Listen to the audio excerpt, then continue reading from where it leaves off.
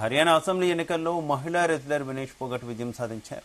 జులానా నియోజకవర్గం నుంచి కాంగ్రెస్ అభ్యర్థిగా పోటీ చేసిన వినేష్ ఫోగట్ 6,000 పైచిలుకు ఓట్లతో బీజేపీ అభ్యర్థిపై విజయం సాధించారు. ఫలితాల అనంతరం కౌంటింగ్ కేంద్రం నుంచి బయటకు వచ్చిన వినేష్ ఫోగట్ విక్టరీ సంకేతం చూపించారు. జులానా కౌంటింగ్ హోరాహోరీగా సాగింది. ఇక మొదట వినేష్ ఫోగట్ లీడ్ సాధించారు. తర్వాత వెనుకంజ వేశారు. చివరి రౌండ్లలో పుంజుకున్న ఫోగట్ 6,000 ఓట్ల తేడాతో గెలుపొందారు. హర్యానా ఎన్నికల్లో మహిళా రెజ్లర్ వినేష్ ఫోగట్ చివరకు విజయం సాధించారు.